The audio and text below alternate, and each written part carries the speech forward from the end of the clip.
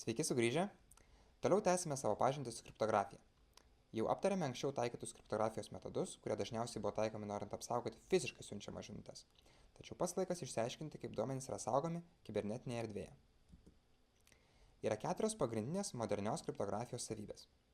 Šių dienų algoritmai privalo užtikrinti konfidencialumą, tai reiškia, kad prieiga prie informacijos gali gauti tik tas asmuo, kuriam ji buvo skirta. Taip pat jie turi užtikrinti informacijos vientisumą, kitaip tariant, informacija negali būti modifikuojama nei jai būnant saugykloje, nei jai keliaujant nuo siuntėjo iki gavėjo. Taip pat šiuolaikinės kriptografijos algoritmai privalo sugebėti autentifikuoti siuntėjo ir gavėjo tapatybę. Ir galiausiai šiuolaikinė kriptosistema turi būti sukurta taip, kad informacijos siuntėjas vėliau nebegalėtų paneigti savo ketinimo siųsti informaciją, kitaip tariant, gebėtų patvirtinti jo autorystę. Kiekvienas šių laikų kriptografijos algoritmas remiasi Augusto Kirchhoffo principu. Net užpuolikui ir žinant šifravimo algoritmą, siunčiami duomenys vis tiek privalo išlikti saugus. Deja, ne vienas iki šiol mūsų aptartas šifras nesilaiko šio principo. Cezario šifrui įveikti tai reikia 32 bandymų, jei naudojama lietuviška abėcėlė. Nors Vižinierė šifras ir yra daug labiau rafinuotas, jis vis tiek buvo perprastas praėjus maždaug 300 metų nuo jo sukūrimo. Enigmos mašinos šifras, nors ir yra elektromechaninis ir turi ženkliai daugiau įmanomų kombinacijų, vis tiek buvo įveiktas lenkų matematikų 1932 metais. Patobulinta šios enigmos mašinos versija, naudota Antrojo pasaulinio karo metu, buvo įveikta Alano Turingo ir jo komandos pirmojo pasaulyje kompiuterio pagalba. Ištobulėjus kompiuteriams bei programiniai įrangai, buvo sukurti kriptografiniai algoritmai, kurie vadovaujasi šiuo Kirchhoffo principu. Šiuolaikiniai kriptografiniai algoritmai yra skirstomi į 3 klases, pagal tai, kiek skirtingų raktų yra naudojama taikant jų algoritmus. Pirmoji klasė yra maišos funkcijos. Šiame algoritme nenaudojamas joks raktas. Fiksuoto ilgio maišos vertė yra apskaičiuojama pagal paprastą tekstą. Antroji klasė yra simetrinio rakto algoritmai. Tai tokia šifravimo sistema, kurioje pranešimų siuntėjas ir gavėjas naudoja vieną bendrą raktą tiek šifravimui, tiek dešifravimui. Visi mūsų iki šiol aptarti ankstyvosios kriptografijos algoritmai priklauso šiai klasiai. Paskutinė klasė yra asimetrinio rakto algoritmai. Ši sistema informacijai šifruoti ir dešifruoti naudoja raktų porą. Šifravimui dažniausiai naudojamas viešasis raktas, o dešifravimui privatus. Iš pradžių aptarkime pagrindinius maišos funkcijos veikimo principus. Maišos funkcijų įvestis yra paprastas bet kokio ilgumo tekstas, tuomet yra atliekama daugybė matematinių skaičiavimų, kurie pradinį tekstą paverčia į vieną iš fiksuoto ilgio maišos reikšmių. Ekrane matoma maišos funkcija turi 4 bitų dydžio maišos reikšmių lentelę. Todėl vienintelės įmanomas šios įsivaizduojamos maišos funkcijos reikšmės yra visi skaičiai nuo 0,0 iki 1,5. Kuomet maišos funkcijos reikšmių lentelė yra nepakankamai didelė, skirtingos paprasto teksto įvestis gali įgyti tą pačią maišos reikšmę. Šiame pavyzdyje būtent taip ir įvyko su ąžuolo ir uosio žinutėmis. Jos abi gavo 0,2 vertę. Tam, kad to išvengtų, maišos funkcijų lentelės yra daromos itin didelės. Jų dydžiai gali siekti net iki 512 bitų. Pati svarbiausia maišos funkcijų savybė yra ta, jog jos yra visiškai atsitiktinės. Kitaip tariant, net jei žinučių tekstai skiriasi vos vienu simboliu, jų maišos vertės bus absoliučiai skirtingos. Šiame pavyzdyje matomas maišos vertės, kurias įgyja mūsų žinutės perleistos per SHA-256 funkciją. Jos maišos reikšmių lentelės dydis yra 256 bitai, maždaug toks pat kaip atomų kiekis visatoje. Tokia skirtingų maišos verčių gausa padaro šią funkciją itin saugia. Šiais laikais beveik kiekviena programa, kurios prisijungimui reikalingas slaptažodis, naudoja maišos funkcijas. Programos nesaugo tavo slaptažodžio, bet saugo tavo slaptažodžio reprezentaciją, jo maišos reikšmę.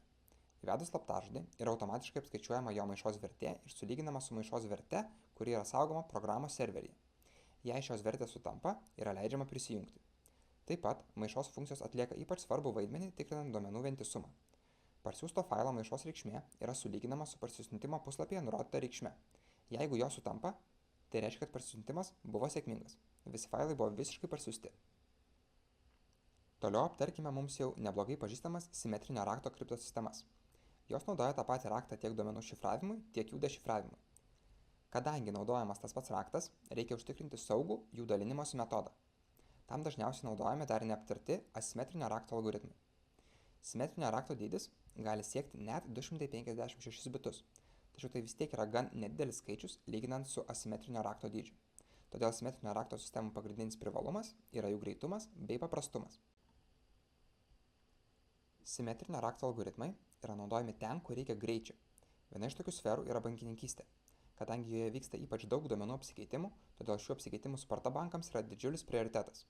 Taip pat simetrinio rakto algoritmai taikomi saugant duomenis, pavyzdžiui, debesijoje. Kadangi duomenys, kurie siunčiami tiek į debesį, tiek iš jo gali būti labai dideli, reikia greito šifravimo metodo, o simetrinio rakto algoritmai tam puikiai tinka. Galiausiai pakalbėkime apie asimetrinio rakto kriptosistemas. Esminis jų skirtumas nuo visų kitų yra tai, jog juose yra naudojami du skirtingi raktai – viešas ir privatus. Viešas raktas yra visiems matomas ir pasiekiamas. Privatus raktas privalo išlikti slaptas. Viešasis ir privatus raktai yra tarpusavėje susiję matematiškai, taip kad žinutė, kuri yra užšifruota naudojant gavėjo viešąjį raktą, galėtų būti dešifruota tik paties gavėjo jam panaudojus savo privatų raktą. Viešasis raktas, kadangi yra visiems prieinamas, saugumo sumetimais yra itin didelis. Gali būti net 2048 bitų dydžio. Privatus raktas, kadangi yra slaptas, gali būti kiek mažesnis. Maždaug tokio paties dydžio kaip simetrinis raktas – apie 256 bitus. Dėl to, kad naudojamas toks ilgas viešasis raktas, smarkiai nukenčia algoritmo greitis. Tačiau ši kriptosistema yra pati saugiausia iš visų iki šiol aptartų. Pagrindinės asimetrinio rakto algoritmų panaudojimo sritys yra tos, kurios reikalauja itin didelio saugumo. Visos elektroninių parašų sistemos yra paremtos asimetrinio rakto algoritmais. Taip pat blokų grandinės, geriau žinomos kaip blockchain technologija, vienas iš esminių komponentų yra asimetrinio rakto algoritmas. Jis tenais yra naudojamas tam, kad patvirtintų tapatybę žmonių, kurie nori atlikti kriptovaliutų pavedimus. Panagrinėkime PGP – Pretty Good Privacy algoritmą. Tai yra šiuolaikinis kriptografinis algoritmas, kuris naudoja visas tris mūsų aptartas kriptografinių algoritmų klases. Paprastas tekstas yra perleidžiamas per maišos funkciją, kuri priskiria jam maišos reikšmę, kuri yra užšifruojama naudojant siuntėjo privatų raktą ir asimetrinio rakto algoritmą. Tokiu būdu yra sugeneruojamas atsitiktinis raktas. Jis priklauso nuo pradinės žinutės turinio bei nuo siuntėjo privataus rakto. Šis atsitiktinis raktas yra naudojamas užšifruoti paprastą tekstą naudojant simetrinio šifravimo algoritmą. Taip yra gaunamas šifruotas tekstas. Kad gavėjas galėtų iššifruoti šį tekstą, jam reikia turėti tą patį atsitiktinį raktą. Todėl jis dar yra papildomai užšifruojamas su gavėjo viešuoju raktu, naudojant asimetrinio šifravimo algoritmą. Šifruotas raktas bei tekstas yra apjungiami į šifruotą žinutę ir išsiunčiami.